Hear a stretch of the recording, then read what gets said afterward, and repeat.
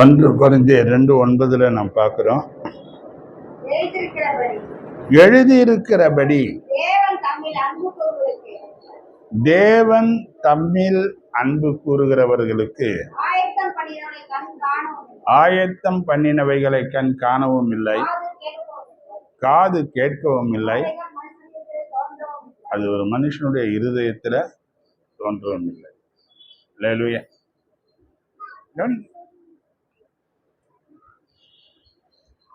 யாரெல்லாம் அதிகமாக தேவன் பேரிலே அன்பு வைத்து அவரை அண்டிக் கொள்கிறார்களோ அவர்களை தேவன் வெறுமையா விடுவதே கிடையாது.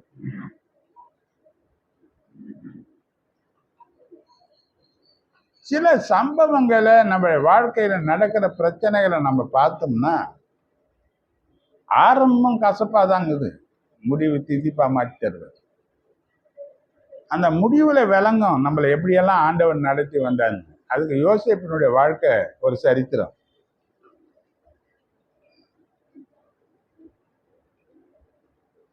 இள வயதுல நுகத்தை சுமக்கிறது மனுஷனுக்கு நல்லது என்று சொன்னார்.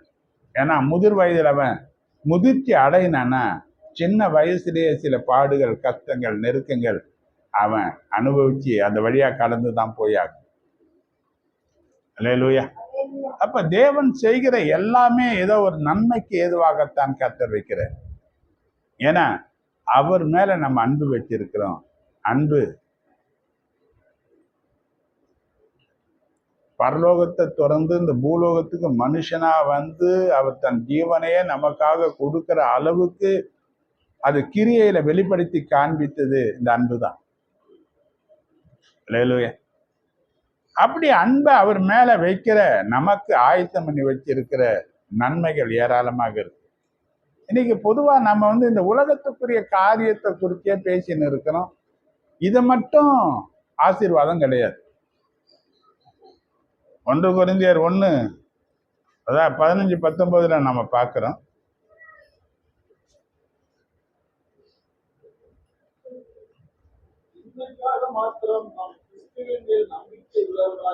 இம்மைக்காக மாத்திரம். எதுக்காக மாத்திரம்? இந்த உலக வாழ்வுக்காக மாத்திரம். இன்னைக்கு நிறைய பேரு யார் மேல நம்பிக்கை எதுல வைக்கிறாங்க? எதுக்காக வைக்கிறாங்க? சில பேர் கேட்கறாங்க இல்லையா, நான் சர்ச்சுக்கு வந்தா சூனிய கட்டு உடைச்சிடுவாரா, எனக்கு வேலை கொடுத்துடுவாரா, என் பொண்ணுக்கு கல்யாணம் பண்ணிட்டு வாரா, எனக்கு என்ன கிடைக்கும்? நிறைய பேருடைய கணக்கு அதுதான்.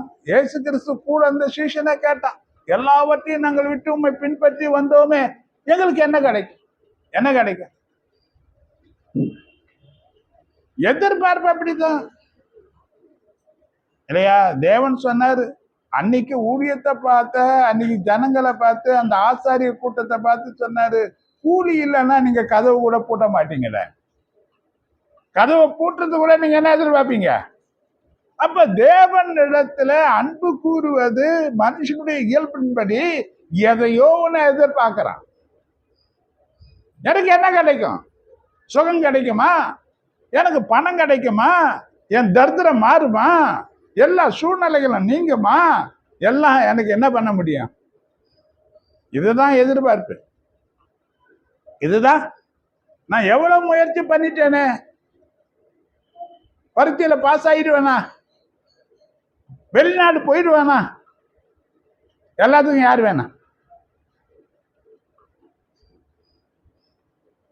ஆண்டவர் சொன்னாரு, இந்த உலக வாழ்க்கையில முன்னேறுகிறதுக்கு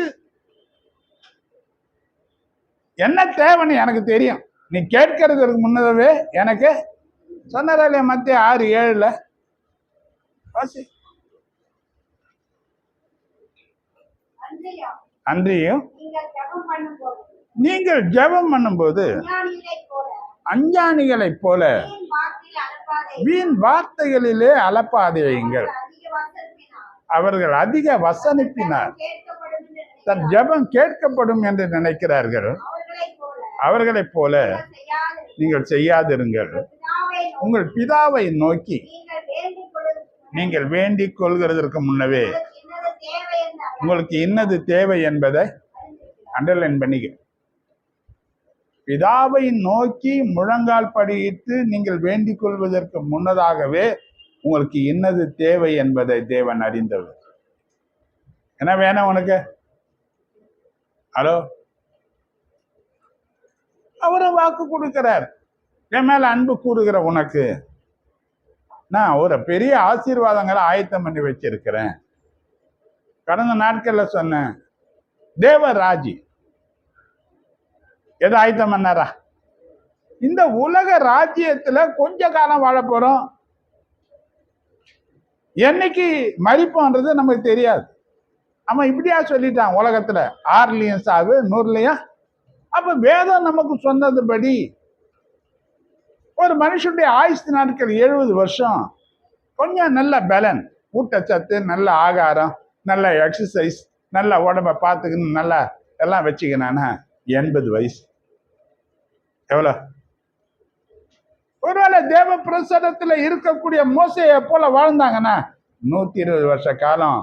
யோவானை போல கிருபை பெற்றிருந்தா 90-100 வயசு வரும். அதுக்கு மேல என்ன கிடையாது. அது கூட செய்தியில பார்த்தேன், ஒருத்தருக்கு 117வது பிறந்த நாள் கொண்டாடினாங்க. உலகத்துல அதிக வருஷம் வாழ்ந்த மனுஷர்கள் போட்டாங்க.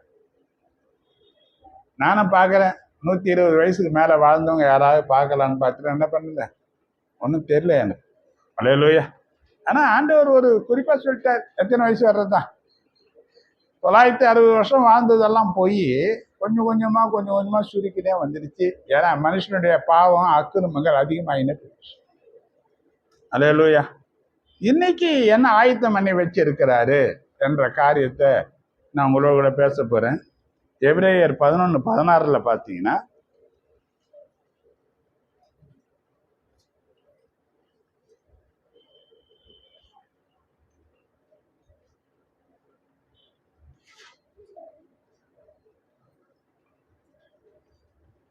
இல்லையா? எபிரேயர் 11:16. மேன்மையான பரதேசத்தை விரும்புகிறார்கள். ஆகையால் தேவன் அவருடைய தேவனை 11:16 வாசி. அதையல்ல, அதிலும் மேன்மையான பரதேசத்தையே விரும்பினார்கள். ஆகையால் தேவன் அவருடைய தேவன் என்னப்பட்ட வெட்கப்படுவதில்லை.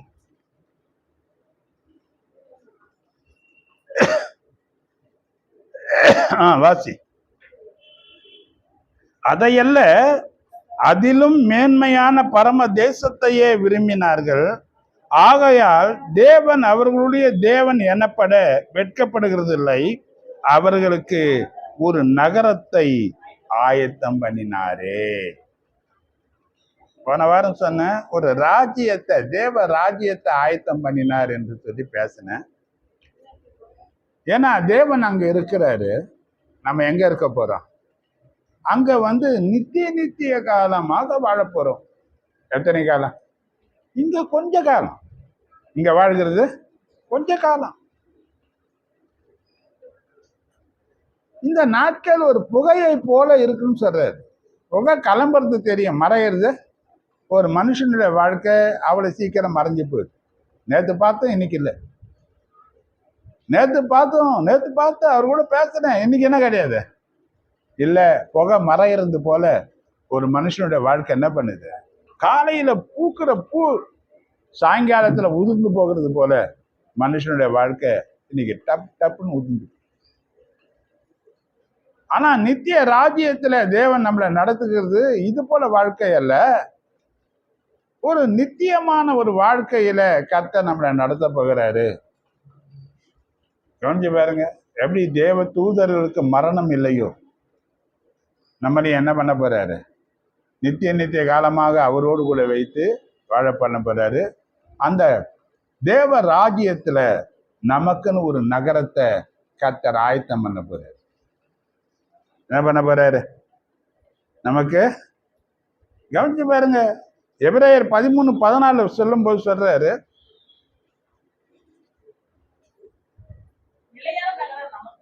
நிலையான நகரம் நமக்கு இங்கே இல்லை, வரப்போகிறதையே நாடி தேடுகிறோம். எது வரப்போகுது? நிலையான நகரம் என்ன பண்ண போகுது நமக்கு? நாடி வரப்போகுது. அல்லேலூயா, அல்லேலூயா. ஆபிரகாம் தேவனுடைய சிநேகிதக்காரன் என்று சொல்லப்பட்டாலும் அவன் வாழ்ந்த நாட்களிலே அவனை குறித்து எழுதப்பட்டிருக்கு. எபிரேயர் 11:10 நீங்க வாசித்தீங்கன்னா, ஏனெனில் தேவன் தாமே கட்டி உண்டாக்கின அத்தி பாரங்கள் உள்ள நகரத்திற்கு ஆபிரகாம் காத்திருந்தான். எதுக்காக காத்திருந்தான்? தேவனாலே கட்டப்பட்ட ஒரு நகரத்துல என்றென்றைக்கும் தேவனோடு கூட வாழ வேண்டும் என்ற நோக்கத்தினால அவன் தேவனுக்காக காத்திருந்தான். அல்லேலூயா, அல்லேலூயா. வெளிப்படுத்துற 21 அதிகாரம் 2 பார்த்தீங்கன்னா, யோவானாகிய நான் புதிய எருசலேம் ஆகிய பரிசுத்த நகரத்தை தேவனிடத்திலிருந்து பரலோகத்தை விட்டு இறங்கி வர கண்டேன். எங்கிருந்து இறங்கி வந்ததுதான்? அது தன் புருஷனுக்காக அலங்கரிக்கப்பட்ட மணவாட்டியை போல ஆயத்தமாக்கப்பட்டிருந்தது. 9-10 வாசித்து பாருங்க.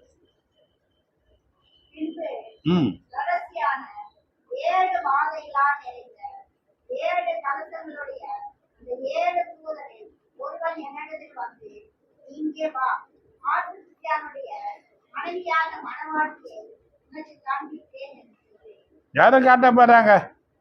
அந்த மணவாட்டி ஆகிய பரிசுத்த நகரம் யாருக்கிட்ட இறங்கி வரப்போகுது? நமக்கு இறங்கி வரப்போகுது. இயேசு சொல்லும் போது சொன்னாரு, யோவான் 14 அதிகாரம் 1-3 நீங்க வாசித்தீங்கன்னா, உங்கள் இருதயம் கலங்காது இருப்பதாக தேவனிடத்தில் விசுவாசமாயிருங்கள், என்னிடத்திலும் விசுவாசமாயிருங்கள். என் பிதாவின் வீட்டில் அநேக வாசஸ்தலங்கள் அப்படி இல்லாதிருந்தால் நான் உங்களுக்கு சொல்லியிருப்பேன். ஒரு ஸ்தலத்தை உங்களுக்காக ஆயத்தம் பண்ணின பிறகு நான் போய் நான் என்ன பண்ண போறேன்? ஒரு ஸ்தலத்தை எங்க போய்கிறாரு?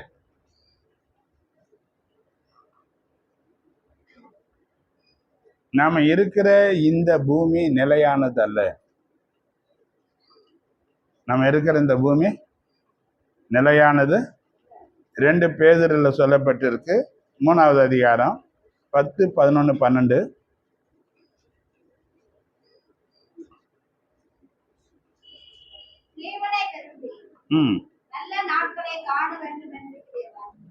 ஜீவனை விரும்பி நல்ல நாட்கள். 2 பேதுரு 3 அதிகாரம் 10, 11, 12. கர்த்தருடைய நாள் இரவிலே திருடன் வருகிற விதமாய் வரும். எப்படி? வானங்கள் மடமடமடவென்று அகன்று போகும். இந்த பூமி என்ன பண்ண போகுது? வெந்து உருகி போகும். பூமியும் அதில் உள்ள கிரியைகளும் எரிந்து அழிந்து போகும். இப்படி இவைகளெல்லாம் அழிந்து போகிறவைகளாய் இருக்கிறபடியால் அவங்களை எழுப்பாங்க. அவங்கள பாருங்க, பசங்களை பாருங்க. என்ன பாக்குறீங்க நீங்க குழந்தைங்களை வச்சுக்கின்னு? அப்பா எழுப்பாங்க உங்களை. இப்படி வா, இங்க வா, என்ன உட்காரு, வா, இங்க வாங்க.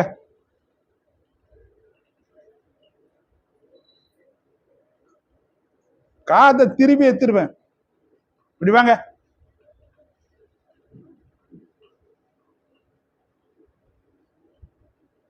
தஞ்சையில உட்கார வைங்க. அங்க உக்கார், நீ அப்படி உக்க, பின்னாடி உக்க. இங்க வா, நீ முன்ன வா.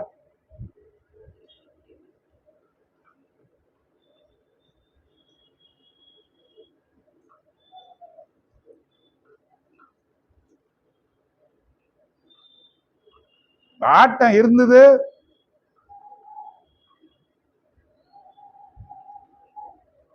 அல்லேலூயா. சொல்லுமா. எப்படிப்பட்ட பரிசுத்த நடக்கையும் எப்படிப்பட்ட நடக்க இருக்கணும், எப்படியாப்பட்ட தேவ பக்தி உள்ளவங்களா இருக்கணும் நாம இருக்கிறோமா? ஏன்னா பிலிப்பியர் 3:20 சொல்லப்பட்டிருக்கு,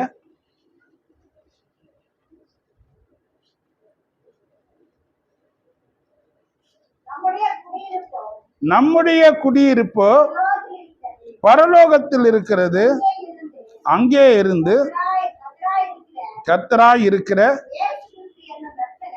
இயேசு கிறிஸ்து என்ன ரட்சகர். நம்முடைய குடியிருப்பு எங்க இருக்கு? அங்க இருக்கு. பசங்களை அனுப்பி விடு, ஏன் கூட வச்சுருக்கிறேன். அல்லேலூயா. எங்க இருக்க நம்முடைய குடியிருப்பு? எங்க இருக்க? பரலோகத்துல இருக்கு. அப்ப இந்த பரலோகத்துல நம்முடைய குடியிருப்பு இருக்கு. பரிசுத்த நகரமாகிய அந்த நகரம் வரப்போகுது. இந்த நகரத்துல யார் போக முடியும்? இந்த நகரம் நிலையானது. இந்த நகரம் நிலையானது. இந்த நகரத்துல தேவன் ஆயத்தம் பண்ணி வச்சிருக்கிற இந்த நகரத்துல யாரெல்லாம் போவாங்க, யார் போக மாட்டாங்க என்பதை தேவன் எழுதி கொடுத்திருக்கிறார்.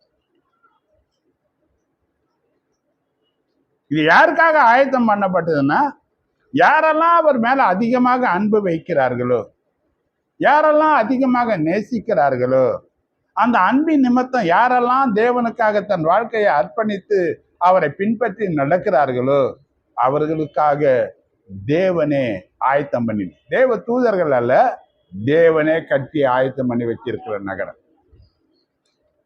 கவனிங்க, தேவ ராஜ்யம் சொன்ன கடந்த நாட்களில் நம்ம ரட்சிக்கப்படும் போதில்லை, உலகத்திற்கு முன்னதாகவே இருந்த அந்த தேவ ராஜ்யத்தை ஆயத்தம் பண்ணார். தேவன் ஆயத்தம் பண்ணவைகள் எல்லாம் சீரானதாக, சிறப்பானதாக, மேன்மையானதாக, மகிமை உள்ளதாக, எல்லா நிலையிலையும் கனத்திற்குரியதாக அது இருக்கும். அல்லேலூயா. அப்ப இங்க சொல்ற இந்த காரியத்தை நம்ம கவனிக்கணும். யார் இந்த நிலையான நகரத்திற்கு போக முடியும், யார் போக மாட்டார்கள்? நம்ம எங்க போனோம்? இந்த பூமி நிலையானது இல்லை. இதெல்லாம் என்ன பண்ண போகுது? என்ன பண்ண போகுது? இன்னைக்கு விஞ்ஞானிகள் சொல்றாங்க, விஞ்ஞானம் வளர்ந்து போச்சு இல்லையா? இன்னைக்கு உலக நாடுகள் கண்டுபிடித்திருக்கிற அணு ஆயுதங்கள் 40,000 உலகத்தை அழிக்கக்கூடிய அளவுக்கு அணு ஆயுதங்கள் இப்ப ரெடியா இருக்கு. இப்ப சண்டை போனா சொல்றான், உன் தேசத்துக்கு நேரா நான் போக்கஸ் பண்ணி வச்சிருக்கிறேன், ஒரு அணு ஆயுதத்தை என்ன பண்ணுவேன், தரமட்டம் ஆயுதம். புல்லு கூட முளைக்கல.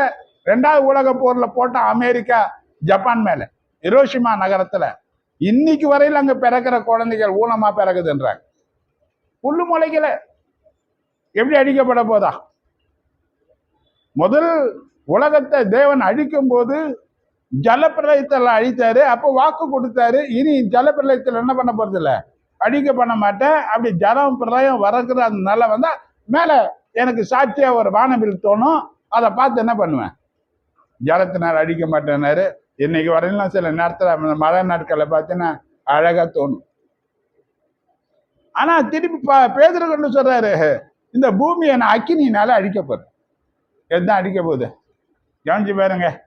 இப்ப நடக்கிற காரியத்தெல்லாம் பார்த்தீங்கன்னா காலநிலை மாற்றம் என்ற பெயர்ல நிறைய காடுகள் பத்தி எரிஞ்சுக்கினே இருக்கிறத பார்க்கலாம். நிறைய காடுகள் என்ன பண்ணுது, நிறைய காரியங்கள் என்ன பண்ணுது. அப்ப வான மண்டலம் இன்னும் மாசு அடைஞ்சுனே இருக்குது. சுவாசிக்க முடியாத பிரச்சனைகள், மரணங்கள் அங்கங்க மரணங்கள் நடந்து கொண்டு இருக்கிற காலகட்டங்கள், தேவனுடைய வாக்கு நிறைவேறக்கூடிய ஒரு காலகட்டத்துல நம்ம கடைசி நாட்களில் வாழ்ந்து கொண்டு இருக்கிறோம். நம்முடைய நோக்கம் எங்க இருக்குன்னா, நம்ம எங்க போய் வாழணும். அப்ப யாரெல்லாம் அவர் மேல அன்பு அதிகமா செலுத்தி அவரை அண்டிக் கொள்கிறார்களோ, அவருக்காக தன் வாழ்க்கையை அர்ப்பணித்தார்களோ, அந்த அன்பின் நிமித்தம் அவருடைய வார்த்தைக்கெல்லாம் யாரெல்லாம் கீழ்ப்படிந்து நடக்கிறார்களோ, அப்படி வாழ்ந்து இந்த வாழ்க்கையில ஓடி முடித்த தன் பிள்ளைகளுக்காக தேவன் தேவ ராஜ்யத்தை மட்டுமல்ல, ஒரு நகரத்தையும் அவங்களுக்காக ஆயத்தம் பண்ணுகிறார். அல்லேலூயா, அல்லேலூயா. ஆனா அந்த நகரத்துல ஒரு கட்டுப்பாடுகளை வைக்கிறார் ஆண்டவர். எல்லாரும் அதுக்குள்ள வந்துட முடியாது. நான் அன்பு கூறுகிறேன் என்று சொல்லிட்டு நீ அநியாயமான வாழ்க்கையெல்லாம் வாழ்ந்துட்டீங்கன்னா என்ன பண்ண முடியாது, போக முடியாது அப்படின்னு பார்த்தீங்கன்னா சில காரியங்கள் அது குறித்து சொல்றார்.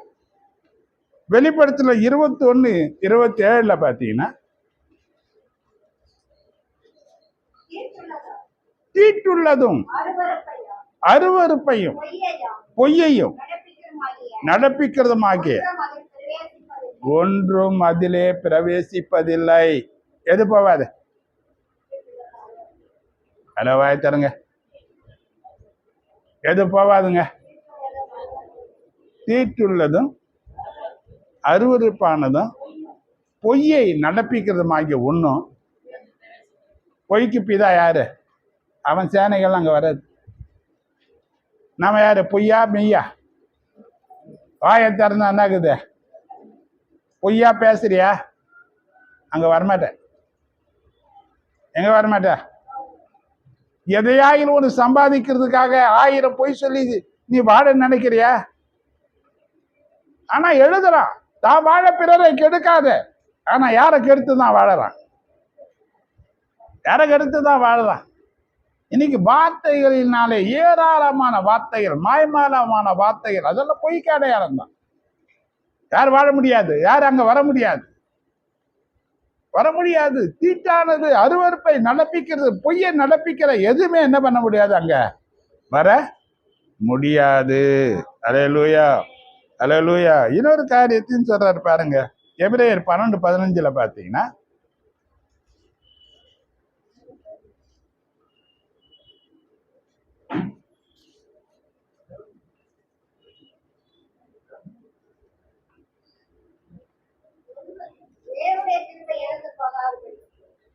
தேவனுடைய ஏமா படிங்க. என்ன பண்றீங்க? எப்ப படிப்பீங்க நீங்க? தேவனுடைய கிருபையை இழந்து போகாதபடிக்கு யாதொரு கசப்பான வேர் முளைத்தெழும்பி கலக்கம் உண்டாகிறதுனாலே அநேக தீட்டுப்படாதபடிக்கு போதும். கசப்பான வேர் தீட்டுப்படுத்தும். எது தீட்டு? எது தீட்டு? இப்ப அடுத்தவங்க மேல வச்சு இருக்கிற கசப்பு. சில பேர் சொல்றாங்கல்ல, சாவர வரையிலும் செத்தாலும் யாரு முகத்துல முழிக்க மாட்டேன். ஹலோ, அவங்க அப்படி பேசினாங்க, அவங்க அப்படி நடந்தாங்க, அவங்க அப்படி செய்தாங்க, என்ன பண்ண மாட்டேன். ஏங்க, நாமளும் துரோகிகளாக, நன்றி அற்றவர்களாக இயேசுவுக்காக வாழ்ந்தத கொஞ்சம் ஞாபகத்துல வச்சு, பரலோகத்துல வர்றவங்க எல்லாம் மன்னிக்கப்பட்டவங்களும் மன்னிக்கிறவங்களும் தான். மன்னிக்கப்பட முடியாத எந்த பாவமும் இந்த உலகத்துல இல்ல. கர்த்தர் எல்லாத்தையும் மன்னிக்க கூடியவராகத்தான் இருக்கிறார். அல்லேலூயா.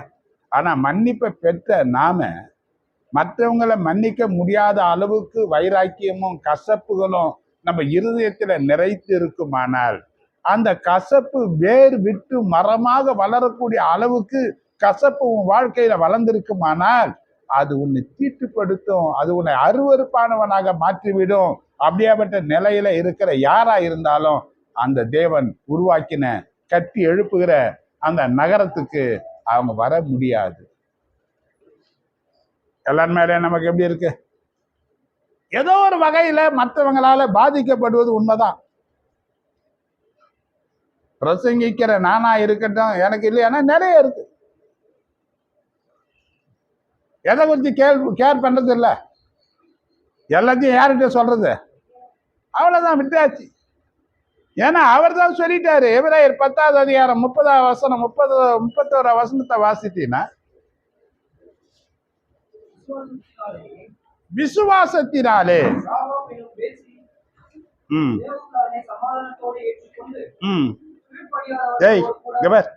என்ன பேர்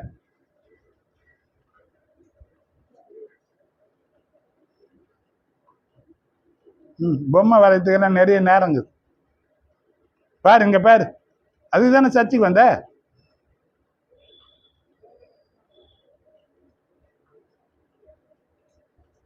வாசிப்பா.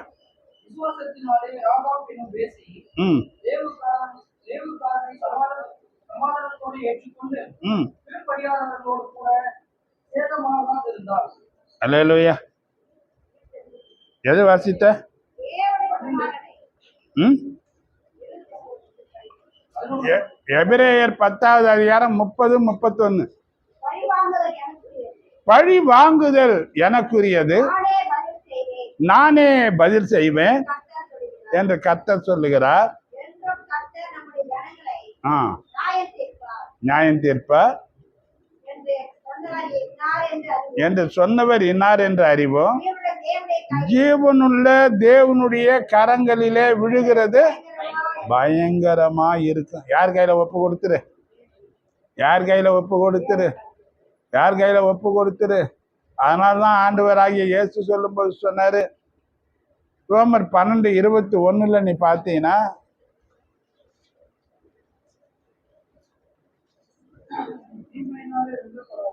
தீமையினாலே வெல்லப்படாமல் தீமையை நன்மையினாலே வெல்லு. எதை வெல்லு? நம்ம என்ன பண்ணக்கூடாதான்? தீமைக்கு தீமை செய்யாத.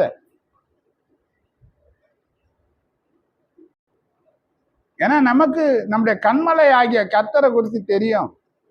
தீமையை நன்மையாக முடிய பண்ணக்கூடிய தேவனை நாம் ஆராதிக்கிறோம். அல்லேலூயா. அப்படி தீமைகளை நம் தேவனுடைய சமூகத்துல சொல்லி, ஆண்டவரே நீர்தான் எனக்கு துணை என்று சொல்லுகிறோம், நீர்தான் என்னுடைய கேடகம் என்று சொல்லுகிறோம், நீங்க தான் இந்த தீமையை மாற்ற முடியும் சொல்லுகிறோம். ஜெபத்தை கேட்கிற தேவன் தீமையை நமக்கு நன்மையாக முடிய பண்ணி நம்மை ஆசீர்வதிக்கும் போது, நாம் நமக்கு தீமை செய்தவங்களுக்கு தீமை செய்ய நினைக்காத, அந்த தீமை செய்யக்கூடிய அந்த வேறாகிய கசப்பு தேவனுக்கு முன்பாக அருவருப்பு. தேவன் எதை அங்கீகரிக்கல? அத அங்கீகரிக்கல. அவங்க செய்தாங்க. பழைய ஏற்பாடு சொல்லப்பட்டது கண்ணுக்கு கண்ணு பல்லுக்கு பல்லு. ஜீவனுக்கு புதிய ஏற்பாடு அதல்ல. சத்துருக்களாகிய உனக்காக எனக்காக நன்றி கேட்டவர்களாகிய நமக்காக தேவன் தன்னுடைய ஜீவனை கொடுத்து அன்பை காண்பித்தார். அன்பை காண்பிக்க நம் கடனாளிகளாக இருக்கிறதுனால மற்றவங்க மேல வைராக்கியத்தையும் கசப்பையும் நம்ம இருதயத்துல சேகரித்து வைத்தோமானால், அந்த கசப்புகள் நமக்குள்ள வளருமானால், ஒன்று நாம் அறிய வேண்டும், தேவன் நமக்காக ஆயத்தம் பண்ணி கட்டி வருகிற நித்திய நகரத்திற்கு நாம் போக மாட்டோம். எங்க போக மாட்டா? சொல்லுங்க. எதுக்கு இத்தனை பாடுகள் நமக்கு? என்னதான் பண்றோம்? இன்னைக்கு நம்மளை சுற்றிலும் நிறைய பிரச்சனை தான் இருக்கு. எத்தனை நன்மைகள் செய்தாலும் துரோகங்கள் தான் இருக்கு. எத்தனை நன்மைகள் செய்தாலும் நம்மளை விட்டு தீமையா பேசக்கூடிய ஜனங்கள் மத்தியில நம்ம வாழ்ந்து கொண்டு இருக்கிறோம் இல்லையா? ஆனா கர்த்தர் சொல்றாரு, எல்லாத்தையும் யார்கிட்ட ஒப்பு கொடுத்துரு, அது கர்த்தர்கிட்ட கொடுத்துரு. யாரை பார்த்து ஓடு? நமக்கு டார்கெட் இந்த உலக வாழ்க்கையில் அவர் தான். யாரை முன்ன நிறுத்திக்க? வேதம் சொல்லுகிறது படி ஒரு ஓட்ட பந்தயத்தில் ஓடிக்கொண்டு இருக்கிறோம். நாம எங்க போய் முடிப்போம் ஓட்டத்தை? எங்கேயா முடிக்கணும், முடிச்சுதானே ஆகணும். ஓடுறவன் ஓடினே இருப்பானே. ஒரு எல்லை குறிப்பு வச்சு இருக்குது இல்லையா? அந்த எல்லை வரல என்ன பண்ணணும்? ஓடணும். பந்தய பொருளை நோக்கி ஓடணும். நமக்கு பந்தய பொருளை இயேசுதான். யாரை நோக்கி ஓடணும்? யாரை நோக்கி ஓடணும்? நம்முடைய ஓட்டம் ஒரு நாள் முடிக்க தான் போறோம். அந்த ஓட்டம் முடிக்கும் போது நமக்குள்ள என்ன இருக்கக்கூடாது? கசப்புகள் இருக்கக்கூடாது. இன்னைக்கு வேற யார் மேல கசப்புகள் உனக்கு இருக்குதான்னு பார்த்து, யாராவது மன்னிக்க முடியாத ஒரு வைராக்கியம் உனக்கு இருக்கான்னு பார்த்துக்க. ஏன்னா தேவன் சொல்ற ஒரு காரியம் அதுதான், அந்த கசப்பு வளர விடாத. அவங்க அப்படி பண்ணிட்டாங்க, எனக்கு இப்படி செய்துட்டாங்க, அதையே சொல்லி சொல்லி சொல்லி சொல்லி சொல்லி சொல்லி அதுக்கு தீனி போடாது. ஏனென்றால் கசப்பை, அருவருப்பை, பொய்யை நடப்பிக்கிற ஒன்றும் தேவன் கட்டக்கூடிய அந்த நகரத்துல பிரவேசிக்கவே பிரவேசிக்காது. அல்லேலூயா. கவனிச்சு பாருங்க, எவ்வளோ தப்பு நடக்குது, எவ்வளோ காரியங்கள். கர்த்தர் பார்த்துக்குவார். யாரை விட்டு நீ தேவன் செய்ய நினைச்சதை நீ செய்ய நினைக்காத. தேவனை போல செய்ய உன்னால முடியாது. முடியுமா? அவர் நியாயம் இருக்கிற மாதிரி உன்னால நியாயம் இருக்க முடியுமா? அவர் தண்டிக்கிற மாதிரி உன்னால் தண்டிக்க முடியுமா? அவர் செய்கிற விதமா நம்மளால செய்யவே முடியாது. ஏன்னா நியாய தீர்ப்பு தேவனுடையது.